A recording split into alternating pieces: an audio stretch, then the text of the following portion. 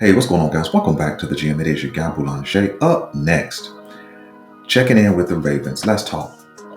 So, in this particular video, we have no game to discuss, no keys to victory, no injury report. So, man, this video, we're just going to check in with the Ravens. I just want to check in with you guys and see what you guys are feeling about what the Ravens can actually do. We understand that the pinnacle of this season would be a Super Bowl win, with the season ending in February.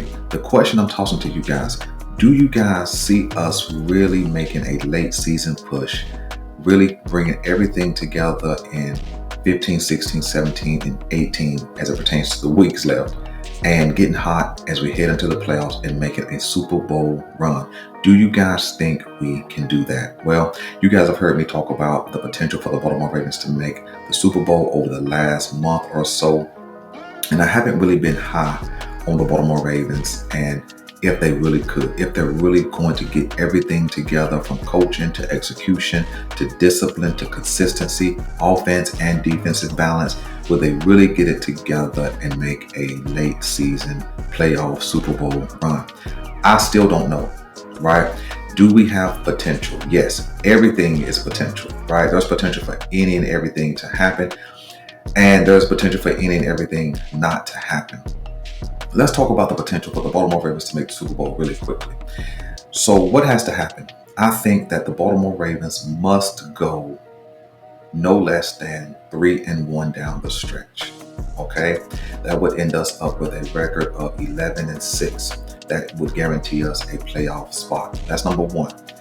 Number two, I think that the Baltimore Ravens would need to capture the 5th seed, not the 6th or the 7th, in order to get a first week or a wild card round matchup against the Houston Texans. Here's the thing. We would play, if that literally happened, we would actually play the Houston Texans. I think it's on Christmas Day, and then 2 weeks later when the playoffs start, play them again. Who has that advantage? I don't know, but I know both games will be in Houston, so whatever happens in the first game could be a learning process and a litmus test for what happens in the second game, right? And then that would actually be our third matchup in a calendar year, basically from, last playoffs to week, I think it's 17 or 18, and then into the playoffs. That could bode well for a veteran team in the Baltimore Ravens versus a inexperienced young team like the Houston Texans. But that's one scenario. However, let's say the Baltimore Ravens go 4-0. They win out and they end up with a 12-5 record. Would they be a real 12-5 team, or would they be a legit 12-5 team? Well, here's the truth. At that point, it doesn't really matter. You are, you are sometimes what your record says, right? Sometimes your record, it can be deceiving based on the competition you played.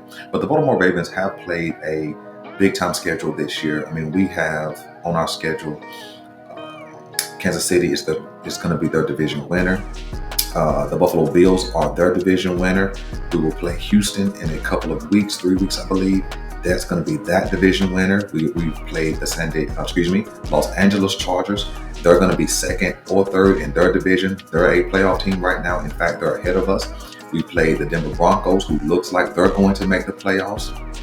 We would play the Philadelphia Eagles. They're going to win their division. So when you look at the level of competition we've actually played this season, it's hot. And then both the battles we've already had with the Cincinnati Bengals, you did play a big-time quarterback in Joe Burrow with an arsenal of weapons. And so when we look back over the last 13 games, we have had big-time competition, which should be proving us and testing us every single week.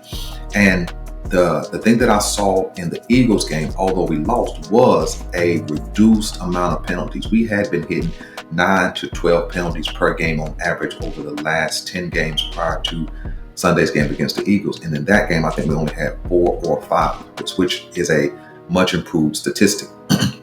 But back to the message at hand. So 12-5, let's say we go 12-5. Would that put us in position to win our division? I believe that it would, but that would mean Pittsburgh would have to lose at least 2 games, of course, one of those being to the Ravens. Both of those games also need to be AFC losses.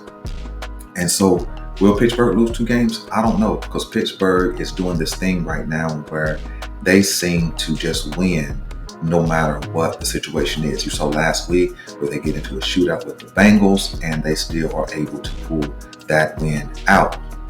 And so I don't know if Pittsburgh loses 2-ish games going down the stretch, but I do know in order for us to even have a chance to win our division, we must go 4-0 and then look for some help.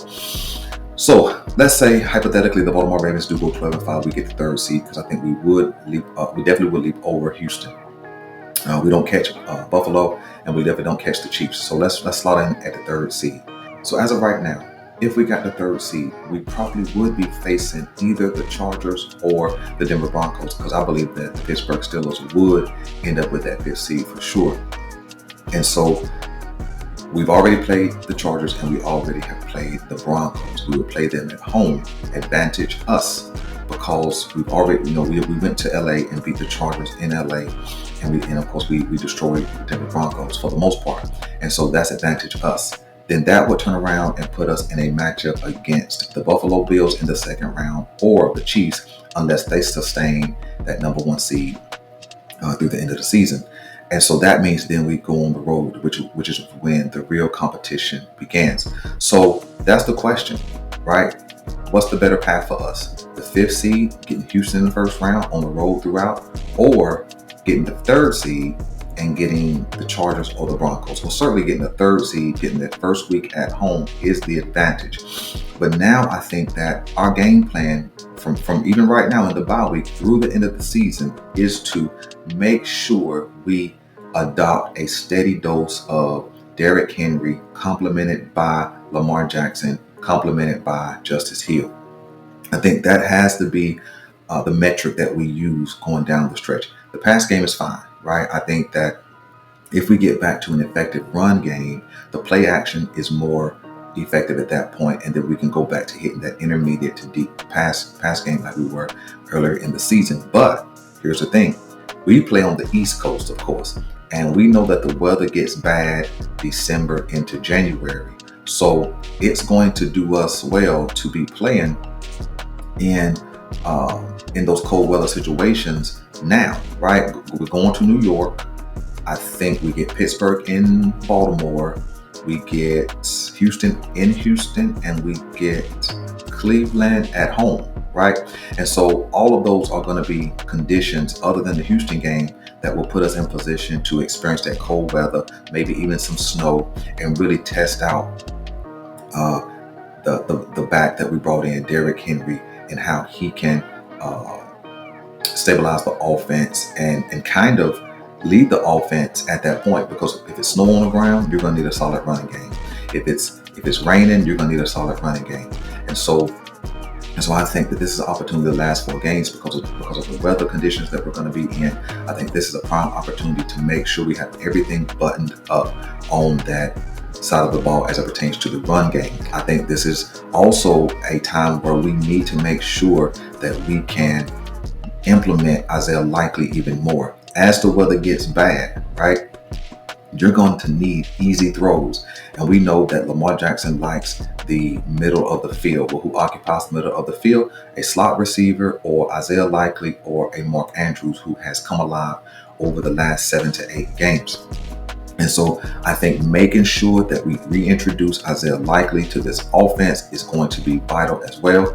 If Charlie Collar's out. He's out for a minimum of 4 weeks, so Charlie Collar won't be involved. But so not Charlie Collar, reintroduce Patrick Ricard. No. Not tight end Patrick Ricard, but fullback Patrick Ricard, right?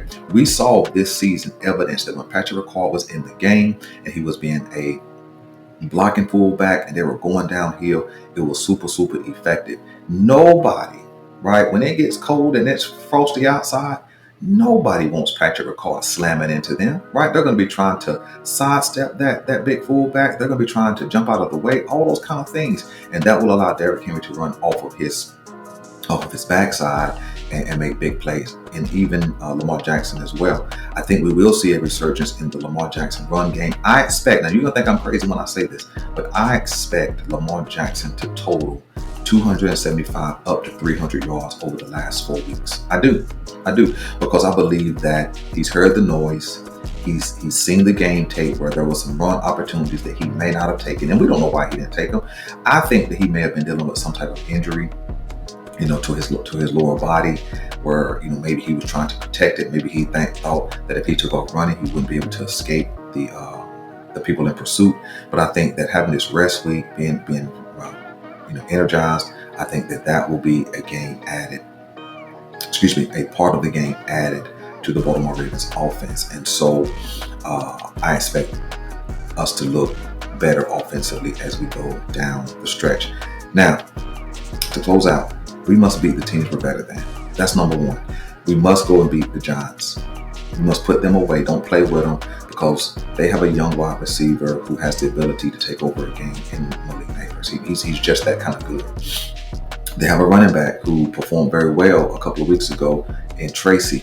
We don't want those two young guys to get hot and make more of a problem for us than we need. We'll talk more about the Giants game next week. So we need to put them away early, give them no hope, and put them in the mindset of, hey, you guys just need to prepare for the draft, get you a quarterback, and hit reset on this roster. That's what we need to put them in the mindset of when we play Cleveland, right? I think by the time that we play Cleveland, I think that is the last game of the season. Cleveland should be in draft mode at that point. I don't think Cleveland is going to be interested in playing spoiler. They have no way to make the playoffs. They have no reason to play hard in that last game and get somebody a late season injury that lasts into next season. I believe that most of Cleveland starters will not be playing in that game. So that should be a victory for the Baltimore Ravens, because an additional win for Cleveland could move them from a 6th or 7th selection all the way down to out of the top 10.